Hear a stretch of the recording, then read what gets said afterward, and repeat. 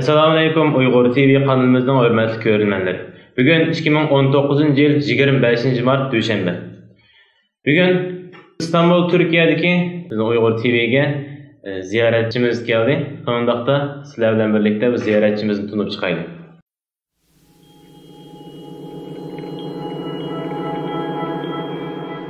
Assalamu alaikum qanday ahvolingіз? Va alaykum assalom Muhammad aka. Salomat bo'lingizmi? Yaxshi, Allohga shukr.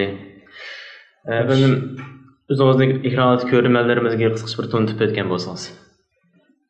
Assalomu alaykum. Butun dunyodagi Sharqiy Turkiston, ya'ni Uyg'uristonlik vatandoshlar, qarindoshlar, sabdoshlar, do'stlar, hammalarga İstanbul'daki bu Uyg'ur televiziyasininki bu studiyasida o'tirib sizlarga salom yo'llamoqchi. Men Turmahmad Hoshim bo'ldi. Yaponiyadan bu qatim İstanbulga bir ziyorat bilan kelgan. Andim shu Uyg'ur televiziyasini ziyorat qiladigan bir fursat bo'lib qoldi. Shu oldi bilan bizning bu Uyg'ur televiziyamizni qurgan, quruvchi bo'lgan vatan millat uchun uzun yilning yog'i tartib nurg'un ajr singdirib shu Uyg'ur televiziyasini qurib chiqqan bizning qarindoshimiz, vatandoshimiz Abdul Qarqash efendimga oldida minnatdorligimni bildiraman va salomimni yo'llayman. Va shundaqla İstanbul'daki bu sho'bisininki mudiri Yunusjon qarindoshimizga va shundaqla Yunusjon qarindoshimizning tashkilidagi barliq shu stadiyada ishlayotgan qarindoshlarga minnatdorligimni bildiraman. Hammalarga rahmat aytaman. Allah sizden razı olsun. Rahmet. Sizge rahmet. Turmahmad aka, siz vatandan nega chiqib qancha uzun bo'ldi va nerede turdingiz? Men ukam 1994-yili Sharq Turkistonninki Dehqonchilik universiteti bor. Shu Dehqonchilik universitetida o'qituvchilik qildim. 85-yildan tortib o'qituvchilik qilgan. 94-yili Yaponiyaninki Kyushu universitetiga doktorlik unvoni olaman deb shu niyat, shu maqsad bilan Yaponiyaga chiqqandim. 94-yildan tortib 99-yilgacha 5 yil Kyushu universitetiga bir endi Yaponiyada 7 cho'ng universitet bor, shuning birisi ham Kyushu universiteti. Shu universitetda o'qib 99-yili doktorlik unvonini olib Yaponiyaga qolib qolgandim. Asli Yaponiyaga kelishga maqsadim doktorlik unvonini olib bo'lgandan keyin o'zimning maktabi bo'lgan Sharq Turkiston Yezigilik universitetida o'qituvchiligimni davomlashtirish uchun kelgandim. Men 94 keldim. 97-yili siz bilasiz, G'o'ljida bir qirg'inchilik bo'ldi. Biz uni 5 fevral G'o'lji qirg'inchiligi deb ataymiz. Uni men shu Yaponiyadagi Kyushu universitetida o'qiyotgan vaqtda men masterning 2-yilini o'qiyotgan vaqtimda shu xabarni Yaponiyaning gazetlari emas, Amerikaning, Yevropaning gazetlarida anglab bir mezgilda necha yuz odamni Xitoy qurolliq bostirganlik bir fojia bo'lgan ekan. Endi bu men uchun bir ajoyib bir cho'chinishli bir xabar bo'lgan. Nima desangiz, biz hech nima bilmay vatandan chiqqan. Endi Xitoyninki bizning millatimizga u darajada zulm qiladigan narsa bizning qo'limizda yo'q edi. Vatandan chiqishdan burunchi. Vatandan chiqqandan keyin endi asli bu erkin dunyo bo'lgandan keyin vatanning tarixini, Xitoyning qilayotgan zulmlarini ma'lum darajada tushungandim. Lekin 97-yildagi bu G'o'lji qirg'inchiligi endi biz shu vatan sirtidan istiqomat qilayotgan, o'qiyotgan Uyg'urlarni bir uyg'otdi-da. Shu uyg'onish bilan men endi bizning shu milliy da'vosimizga kirdik. Shu G'o'lji qirg'inchiligini men Yaponiyada ko'chlik vaqtimda yaponlarga tunji anlatgandim. Shundan keyin albatta biz undaq bir Xitoyning bir qirg'inchiligini Yapon xalqiga anglatgandan biz albatta Xitoy bilan dushmanlashmizda. Shundan keyin endi men vatan qaytamaydigan bo'ldim. Shunga hisoblasak 94-yildan tortib ta bugungi kunga qadar men Yaponiyada 24 yil turmush qilib keldim.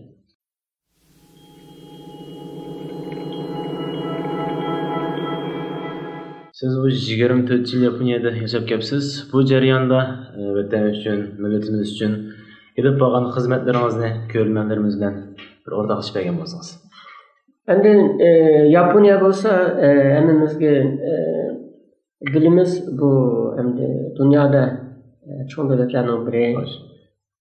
Osiyada bo'lsa, Osiyada eng baldu erkinlik, demokratiya, qonun bilan boshqarishni yo'l qo'ygan bir mamlakat. Ustiga mayli ilm fan bo'lsin, mayli sanoat bo'lsin, mayli ijtimoiy taraqqiyot bo'lsin, bu jihatdan dunyoning oldi hisoblangan bir mamlakatda. Endi bunday bir mamlakatga kelish fursatiga sazovor bo'lib biz u yerda uzun yil o'qidik, ondan keyin uzun yil xizmat qilib keldik. Mush jarayonni men deb o'tgandek shu 97-yildagi bu G'o'lji qirg'inchiligi endi men uchun bir uyg'otish bo'ldi-da. Men uchun bir uyg'onish bo'ldi. U qirg'inchilik meni uyg'otdi-da. Shundan keyin men endi asosan Yaponiyada shu bizning Uyg'urlarning tarixi, madaniyati va shundaqla Xitoyning biz silib kelayotgan zulmi bularni anlatib keldik. Amaliyotda endi Yaponiyada eng baldumu shu da'vo sepiga ve davanı anlatkan ben hesaplanıyorum Yaponiyada. To'g'ri chiqib ishlarni boshlagandik. Hozir kelgusi bu da'voda bir kishi xizmat qilib kelyapmiz.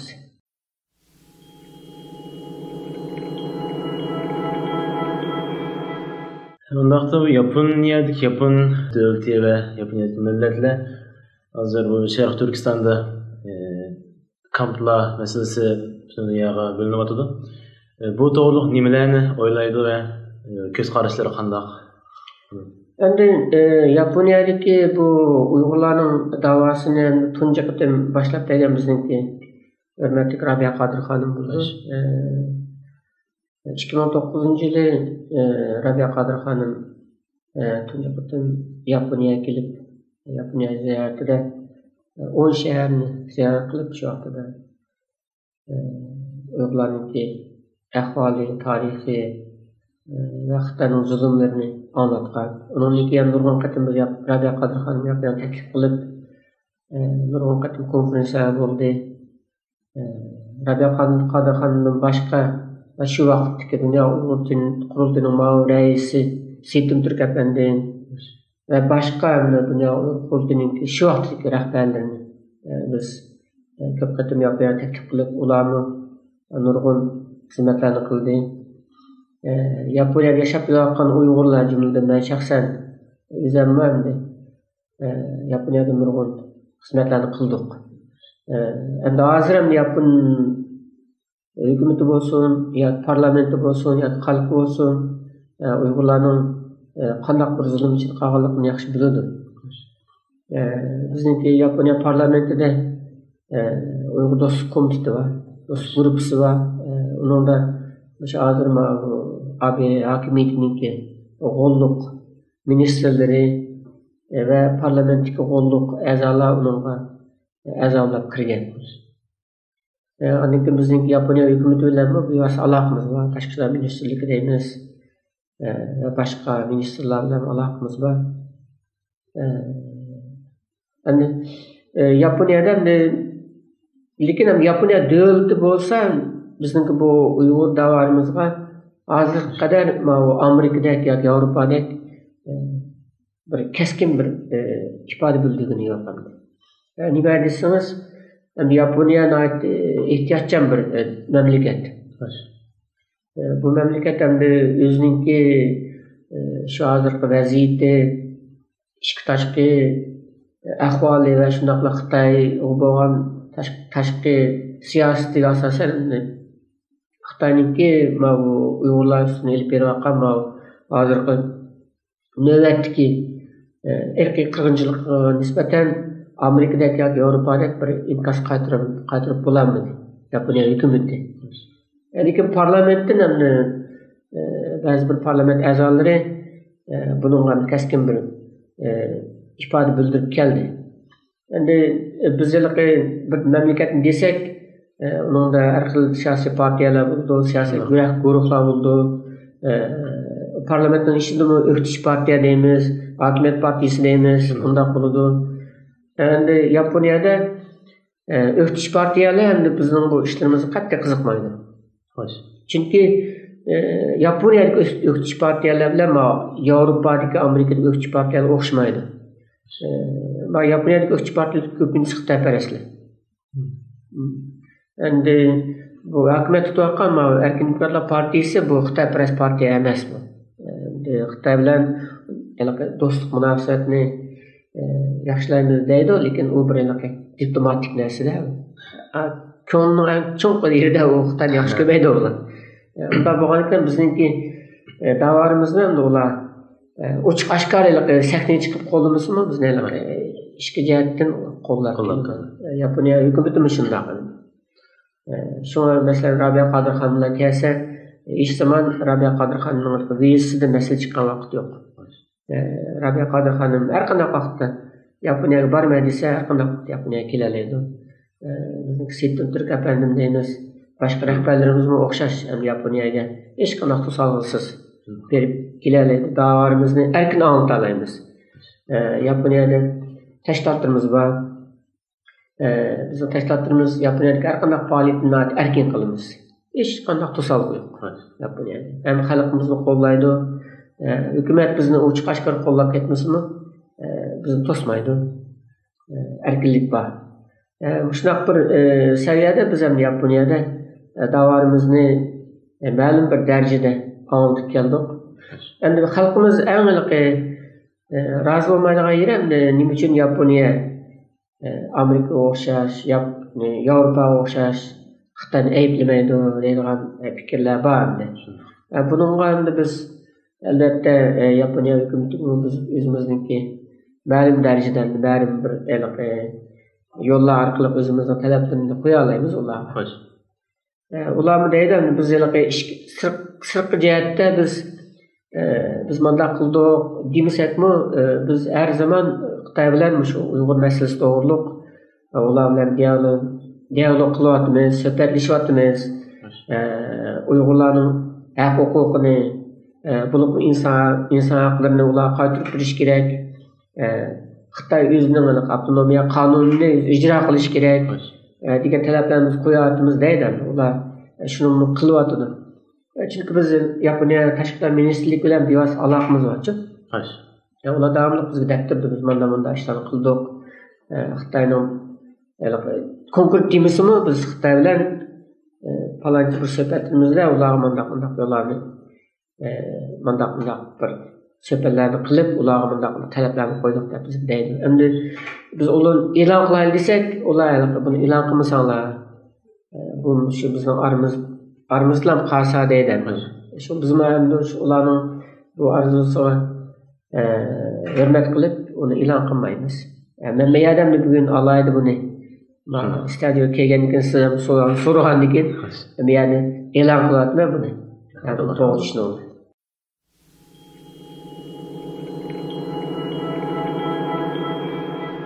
Hozir Yaponiyada Xitoy kommunistlarga qarshi turib, nurg'un namoyishlarni qilyapsizlar. Alloh razı olsun. Bundaqda Yapon millatining Uyg'ur millatiga qarshi ko'z qarashlari qandaqroq? Uyg'urlarning moddiy va ma'naviy jihatdan qiyinchiligi bormi? Qandaq bir hayot suryapti? Bu haqda to'xtalgan bo'lsangiz.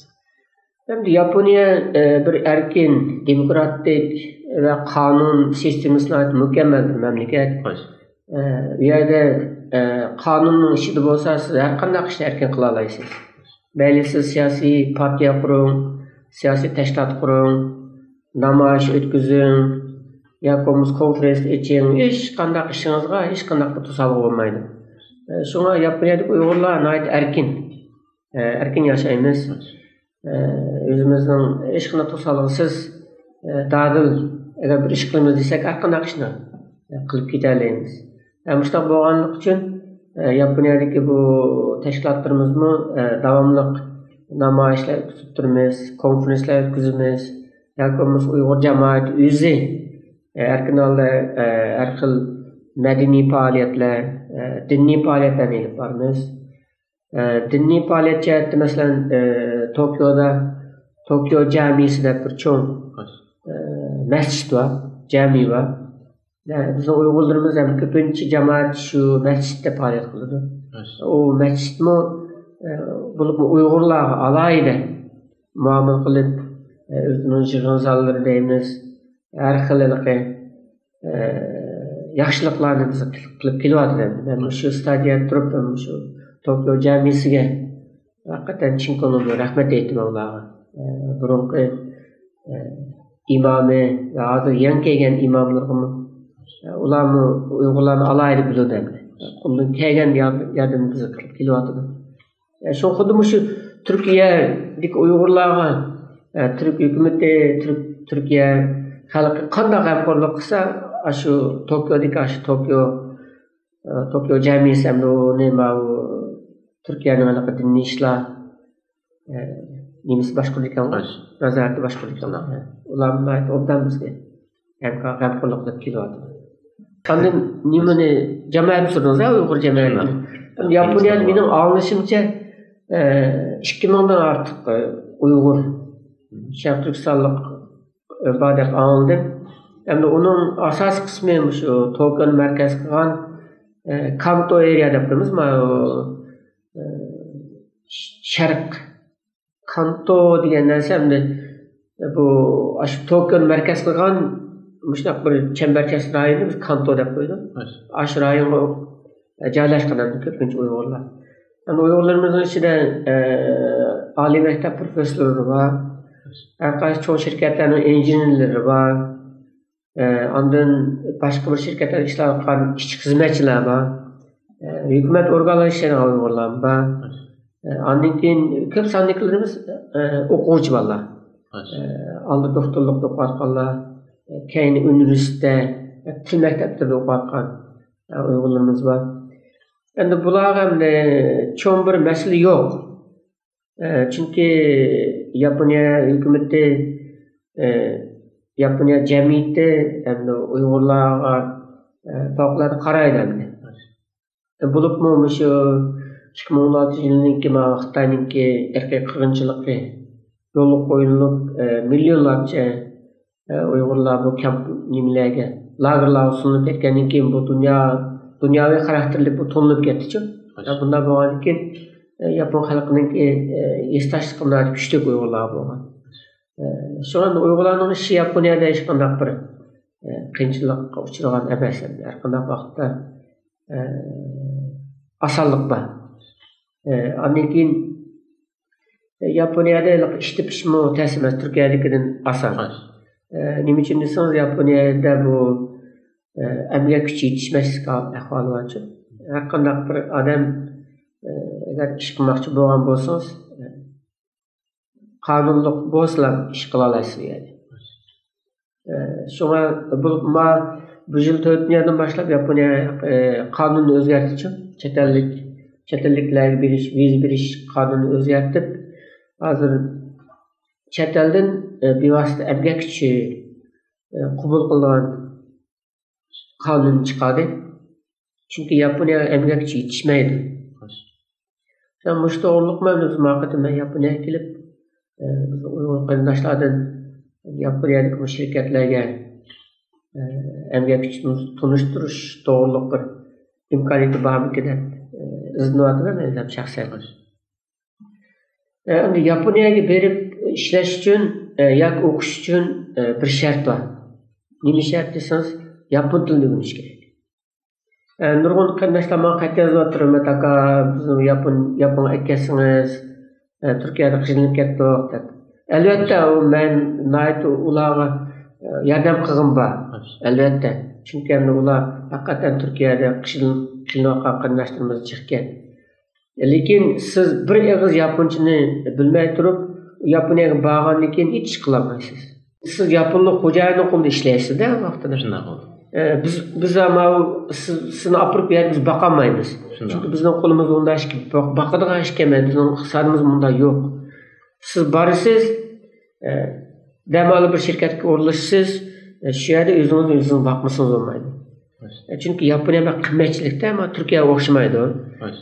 Turkiyada qanday qilsa Uyg'ur jamoati ham jiq, har xil vaqflar va dam olib qilinib qolsin, ular sizga dam olib bir yoki uy ijozat berdi, yoki tamqingiz berdi, bir nima qilib turdi. Yaponiyada biz undaq sharoitimiz yo'q. İştimimiz yo'q. U yerga musofir bo'lib borsangiz, hatto bizmi sizning holingizdan xabar ololmaymiz. Acaba bu Yaponiya shuni taraqqiy qilgan davlat turib, bu Turmamat Ashimda qilgan deb qilishinglar mumkin. Çünkü bizning hamda Yaponiyadagi bu jamoatning unchalar bir kuchli iqtisodiy kuchimiz yo'q. Yaponiya jamoatining. Endi bizning vaqtimizmi yo'q hamda. Masalan bir 10-20 Uyg'ur kelsa, uni bir oy beqib buni tomoqni yotoqqa bostirib, uni nima qilgan bir iqtidorimizmi yo'q ham Yaponiyada.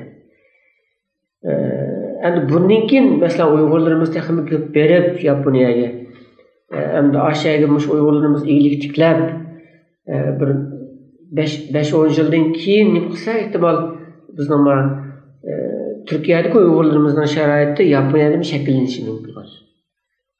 Shunga mening o'zimning shaxsan ko'nglim mumkin bo'lsa Uyg'urlarning texnik ko'p Yaponiyaga kelib o'rnashib, Yaponiyadagi mush hozirgi yaxshi afzallikdan foydalanib, ham o'zining turmushini yaxshilab olsa, yoshlarimiz ham u yerda o'zi xohlagan bir kasbda qilolmay o'qiy olsa, shuni orzu qilamiz hamda. Shundoq bir sharoitni biz yaratib berishga bir tirishimiz. Endi u bizning davlatimiz emasda. Biz ham bu yerga bir musofir. Endi bizning qo'limizdan kelgan ish minoyatlik cheklik. Agar Turkiyaga o'xshash hukumatmi bu Uyg'ur masalasiga ko'ngil berib, Turkiyadagidek bunday bir sharoit bo'lsa, bizmi dunyodagi xili Uyg'urlarimizga sahib qila olmaydik. Lekin Yaponiya hukumati bu Uyg'ur masalasiga qat'iy yaqin kelmaydi. İşki jihatdan biz uni qilib turamiz, buni qilib turamiz deydi. O degani faqat diplomatik.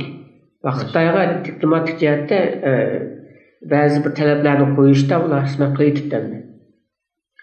Lekin endi Yaponiyaga kelgan Uyg'urlarniki mayli viza ishlari bo'lsin, yoki iqomat ishlari bo'lsin, bu jihatda Yaponiya hukumati bizga yashil chiroq yoqib bergan ahvol yo'q.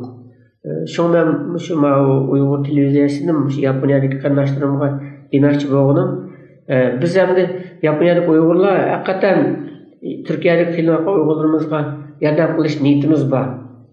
Lekin bizning sharoitimiz nihoyat cheklik.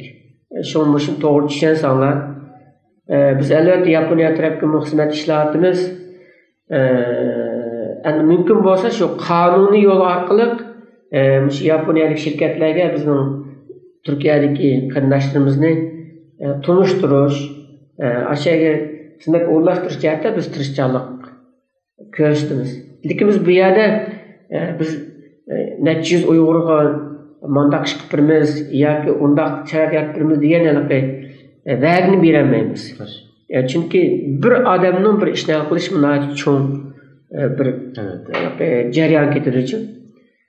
Shunga meningki miyada tushuntirayotgan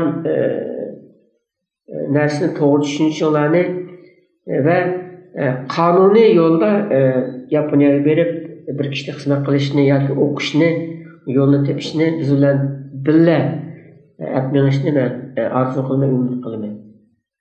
Bu jihatda biz Yaponiyadagi Uyg'urlar bizning tashkilotimiz chuqur sharoit yaratishga tirishimiz. Agar talablar bo'lsa, qarindoshlarimizni biz bilan ayrim aloqalashib bo'ldi. Endi Yaponiyadagi o'qish sharoitimi yaxshi. Yaponiyaningki muarif texnologiya jihatdagi saviyasi ham dunyoning oldingi saviyasida. Shunga Yaponiyada o'qish sharoiti nihoyat yaxshi. Lekin Yaponiyada bir masala narsa nihoyat qimmat. Narsa kerak qimmat, uy ijara qimmat.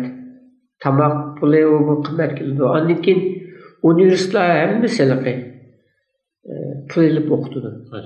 En az o neçe min dolarlık pul gidip de onun var. Şunu bazı kandaşlar market yazdı oturup ve ben Japonya'da okuğum vardı. Qanday qilsam bo'ldi deydi. Onun şu men deyman birisi tili günü, Japon tilini günü, ikkinchisi iqtisodiyotlik qiling. Yaponiyaga kelmoqchi bo'lsangiz, kam deganda bir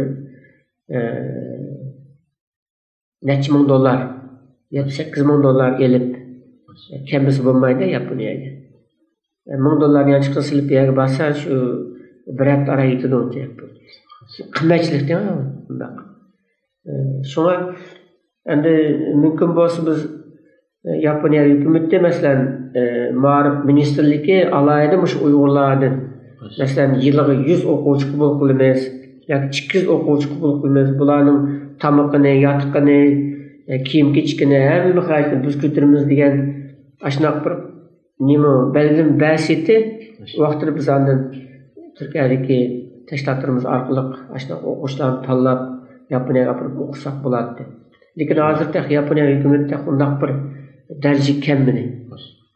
Şuna eğer Yaponiyada o'qiymiz deydigan qarindoshlarimiz bo'lsa, yana o'zining kuchiga tayanmasa bo'lmaydi. Bu amaliy ahvolimiz. Ishlaymiz degan qarindoshlarimizni qonunlik yo'l bilan qonuniy holda biz bilan aloqalashsa, biz uning yo'lini mangsak, ehtimollik bor uni. Chunki Yaponiya emgak kuchiga ehtiyoji bor. Mush 4-dan keyin bular biz qor ish deb qo'yamiz. Dehqonchilik deydi, suv mahsulotlarini ishlab chiqarish deydi. Anniki mau qurilish o'rinlarida ishlash deydi. Buningga ma vizini kengchilik qilyapti. Endi buni bo'ylaqi o'pulachilar yerga ba'zi xizmat topolmaydi. Evet. Bunu ben bir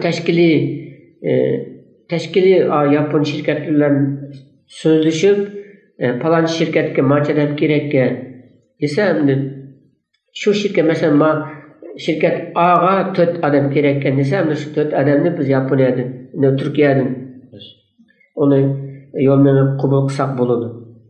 Lekin bunun şartı nime? Birisi çok okugan buluş gerek. Endi başlangıç mektep seviyesi, o'rta mektep seviyesi yoki to'liq o'rta mektep seviyesi bilan Yaponiyaning bir shirkatga berib ishlash, ba'zi shirkatlar uni qabul qilishi mumkin, ba'zi qabul qilmasligi mumkin. Har bir shirkatning odam elish shartlari o'xshamaydi. Buni endi shu shirkat bilan so'zlashib, Turkiyadagi qarindoshlar bilan so'zlashib, uni biz bir ko'rikli yo'l o'ynasak bo'ladi. Buning o'sha bir nima ketadi endi. Bir jarayon ketadi. To'g'ri. Ekranda ko'ringanlarimizning sizning ishlaringizni bildi va sizni to'g'ri tushundi deb o'ylayman.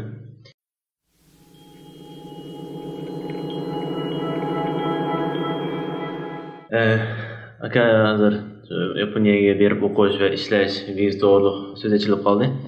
Hozir Yevropa ülkeleri panoh tilab qolgan Uyg'urlarni chegarada chiqmaydiganligini va u yerda tutib turganligini dedi. Bu vaqtda Yaponiyaning qonuniy yurgizilgan siyosatlari qandaq bu vaqtda?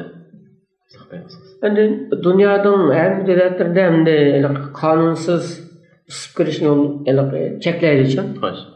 Har qanday siz qonunsiz viza bilan qonunsiz kirib qolsangiz, u o'g'irlik chiqargan deb hisoblanadi. Sulab qo'ydi. Shunday. Endi buni bizning Uyg'urlarimiz ba'zida to'g'ri tushungan bo'lishi mumkin, ba'zida buni to'g'ri tushunmay qor yo'llar bilan kirib ba'zida tutilib qolgan ahvollar bor. Turmlar yetib uni bizning chet eldagi tashkilotlarimiz uni qutqizish uchun yo'llarni qilgan ishlar bor. Mumkin bo'lsa shu qonunsiz yo'l ma'musak, agar o'zimiz Turkiyada qonuniy tunatgan bo'lsak, Turkiyaning sharoitidan undan foydalanib, ya'ni shu asosda endi qonuniy yo'llar orqali o'zimiz bormoqchi bo'lgan ikkinchi yoki uchinchi davlat belishning yo'lini tanlasak bo'ldi. Hargiz qor yo'li bilan qor guruhlariga pul to'lab bir muncha iqtisodiy ziyon tortib, oxirisi yana o'zimiz turmada yotsak, vaqtida tatgan ziynimizda cho'ng bo'ladi. Albatta. Shunga albatta Yevropadagi tashkilotlar, Yaponiya tashkilotlarimiz ham biz ham bu jihatda o'rtaq shu xalqimizningki chet elda tatayotgan bu jafoliqlarni azaytish va ular asalga ortib berish uchun har xil qo'limizdan kelgan tirishchilikni ko'rsatamiz. Jumladan Yaponiyaga ham bormoqchi bo'lgan qarindoshlar bo'lsa, tashkilotlar bilan aloqalashib, tashkilotlar orqali qanday masalan Yaponiyaga ishlamoqchi bo'lgan bo'lsa, biz ham shu yo'llarni menib, falonchi shirkatga manchadan kerak ekan deb bu Turkiyadagi tashkilot bilan aloqalashib, Turkiya tashkilotlarimiz bizga odam ko'rsatib bersa, biz ondan shu odamlarni qabul qilib Yaponiyadagi shirkatga turmushtirsak bo'ldi. Endi mening ham shaxsan prinsipim shu. Men o'zim tashkilotda bo'lgandan keyin biz tashkiliy ishlarni qilamiz. Masalan, Turkiyada bo'lsa, biz Turkiyadagi masalan Setim Turkiya tashkilotlari, Hidoyatulloh tashkilotlari yoki ulamalar birligi va mushlar ko'rsatgan odamlar biz albatta yo'lni uni o'rlashtirishga tirishamiz.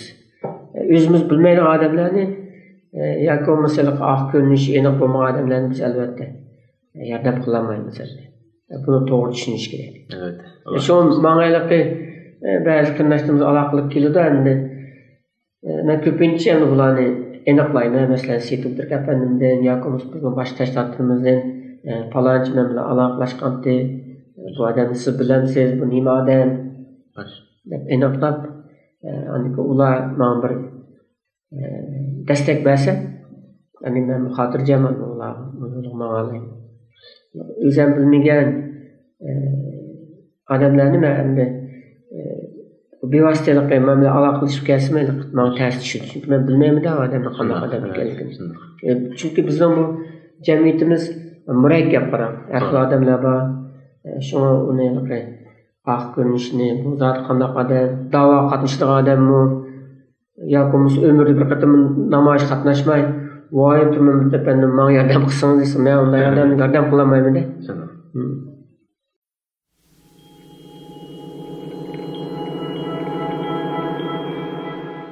Yaponiyaga panoh tilab borganlar bo'ldimi? Panoh tilab borganlar bo'lgan bo'lsa, ularning haqida Yaponiya davlati qanday ishlar bo'ldi, qanday qarashlar bo'ldi? Yaponiyaga panoh tilsa bo'ladi. Yaponiya chunki u erkin demokratik bir mamlakat bo'lgandan keyin panohlik tilash huquqi bor. Har qanday bir odamningki bo'libmi siyosiy zulmga uchrayotgan, siyosiy besimga uchrayotgan, siyosiy jihatda tahdidga uchragan har qanday bir odamningki erkin demokratik davlatlardan panohlik tilash huquqi bor. Yaponiya buni rad qilmaydi. Shunga Uyg'urlarmi buni chekirdan bo'lgan ekan. Har qanday Uyg'ur agar u Xitoyning jasus bo'lmasa, jinoyatchi bu Xitoy uchun xizmat qiladigan vatan xoini bo'lmasa, Yaponiyaga berib u panohlik iltimos qilsa biz yordam qilamiz. Masalan, bizning Abdurahmon Hasan Yaponiyaga bordi-ku. Shunday. Uning vizasi Yaponiyadagi iqomati ancha uzun emas ekan. Shu Turkiyaga qaytib kelmaydigan qolgan biz Yaponiya hukumatiga biz uni siyosiy panohlik tilashga iltijo qildik. Hozir qonuniy turyapti. Qonunli turyapti Yaponiyada. Shunga endi u Yaponiyaga borma deb Turkiyada turib Yaponiyadan siz siyosiy panohlik tilayolmaysiz. Chunki siz Yaponiyada emas bo'lgandan keyin Yaponiya sizga panohlik bermaydi. Siz Turkiyada tug'andan keyin sizga Turkiya panohlik beradi. Siz qaysi mamlakatda bo'lsangiz, jismoniy jihatda siz qaysi mamlakatda bo'lsangiz, shu mamlakat sizga panohlik beradi. Siz Turkiyada turib Yaponiyadan yoki Fransiyadan yoki Angliyadan panohlik qilsangiz, u mumkin emas. Siz shu davlatga kirishingiz kerak. mayli qaysi yo'l bilan kiring, qonunli kiring, qonunsiz kiring, kirgandan keyin undan soqchiga ma'lumot qilib, "Bundaq odamdan siyosiy panoh tilayman" deb organlarga borsangiz, panohlik beradi. Shu Yaponiyadami siyosiy panoh iltimos qilsangiz panohlik beradi. Sözleriniz için rahmet etimiz. Ahırda ekran altı görünmenlerimizge demekçi olan sözleriniz varsa direkt sözleriniz. Oldi bilan Uyg'ur televiziyasiga bugun meni bu stadionga taklif qilib, Yaponiya to'g'riliq va bizning davrimiz to'g'riliq savollarni so'rab, meni javobimni olganligingiz uchun ko'p rahmat. Shunaqla ekran oldidagi bütün vatandaşlar, qarindoshlarga rahmat aytaman. Yaponiya to'g'riliq yoki bo'lmasa Sharqiy Turkiston, Uyg'uriston mustaqillik tashkilot to'g'riliq savolinglar yoki talablaringlar bo'lsa, har zaman aloqa qilinglar. Xizmatinglarda bo'lamiz. Hammaga rahmat. Allah sizden razı olsun, sizge rahmet. Rahmat.